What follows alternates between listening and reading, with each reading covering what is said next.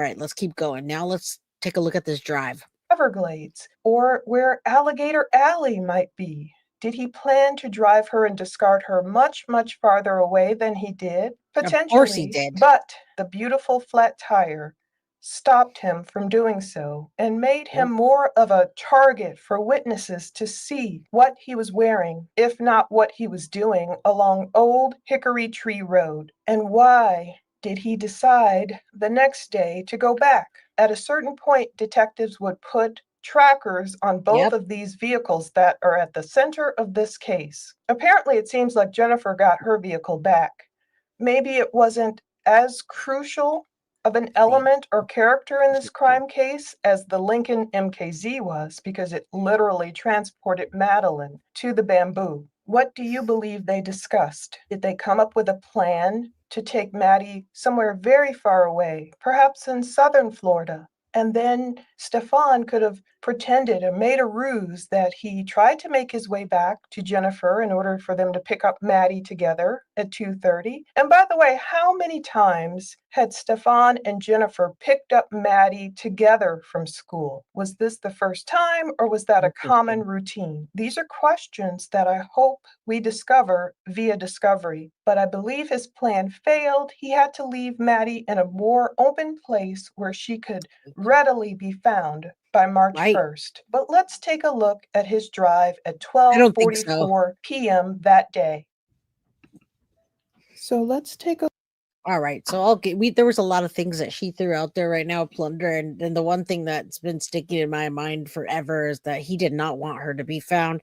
Jen did not want her to be found. Jen said in the interview, one of the interviews, she said, "I want Maddie to come home, whatever that looks like, or something like that." I don't know the exact words because so many things swirl in my head, but she did say she wants Maddie to be found or to come home, and whatever that may be. I would never, ever say that about my daughter right at the beginning of her missing.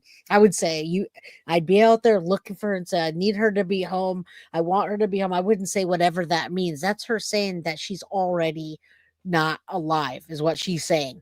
So, yeah, she did say that. Whatever that means is exactly what she said.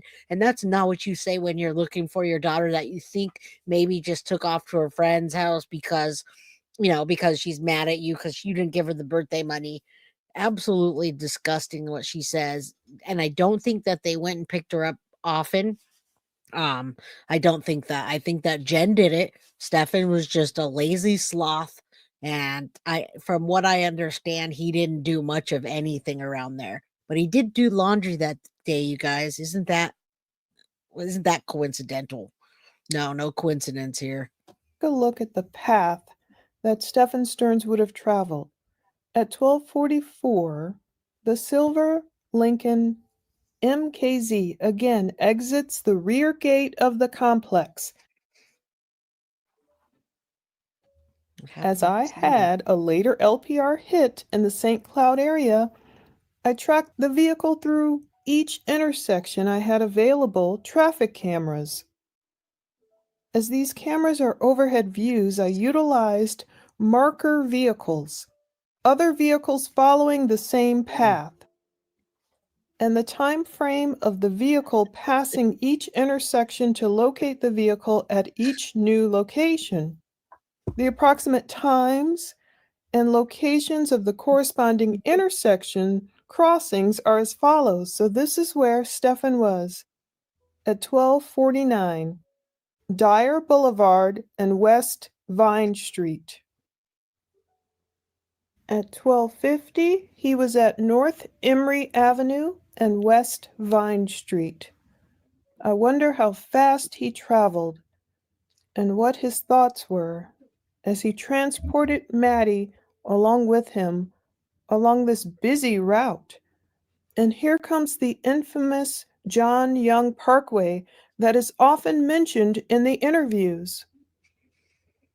Now, from John Young Parkway, Stephan had a very long drive ahead of him, a drive that would have taken him approximately 40 25. minutes to Oh, complete. 40. It was more than 20 miles. So he drove from John Young Parkway. He was spotted through different intersections. Unfortunately, Yeah, you have when you see this drive and we look at it in the way we do, the first thing I say is that he was panicking. He left at 7:35 that morning and he's still out there at 12 something. Didn't get rid of Maddie's body until he got the flat and he had to.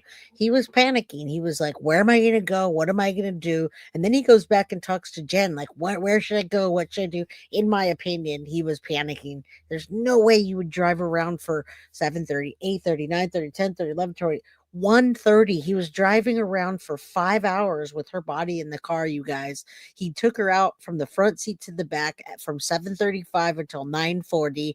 He was absolutely trying to think of where to put her. There's no way. You do not do that. You do not. The roommates didn't say when they left. The roommates, I think they left a little bit. If they did, it was at a little bit after 7:30. They left right before or right after. I'd have to go back and look at that. But they didn't see anybody that morning. Road on Bill Beck Boulevard. There was a license plate reader tag hit for his car at St. Cloud Commons, located near Simmons Road. This was about 1:06 p.m. that day, that Monday. He kept driving through Sergeant Graham Drive. He stayed on 13th Street quite a bit eventually. As 1:08 p.m. bled into 1:09 p.m. and beyond, eventually he kept making his way along 13th Street through different avenues, some named 192. after states. He would pass through Vermont Avenue, New York Avenue, Michigan Avenue, Delaware Avenue, Mississippi Avenue, but then Merry Christmas. eventually he would make a change. He would depart from 13th Street. Yes. According to the discovery, the detective could not locate Stephan's vehicle continuing to travel along this eastbound path at future intersections, so the detective checked surrounding cameras to where the vehicle was last observed. Eventually, he located a similar size, style, and color It is. vehicle past Creative Inspirations, located at 2030 Old Hickory Tree Drive in St. Cloud, Florida. There was a camera facing Old Hickory Tree Drive just south of 13th Street. The vehicle would pass that location at 1:16 p.m. that Monday. And that All right, so it's leading right now to that flat tire. That's where you can see as the roads go, it's like the town, the town, the town, and then it turns into nothing, which is where he was headed to nothing. Yes, and you know what's funny, Jen? Uh, on the screen, Jen couldn't ever tell anybody what her and Stefan were talking about that day.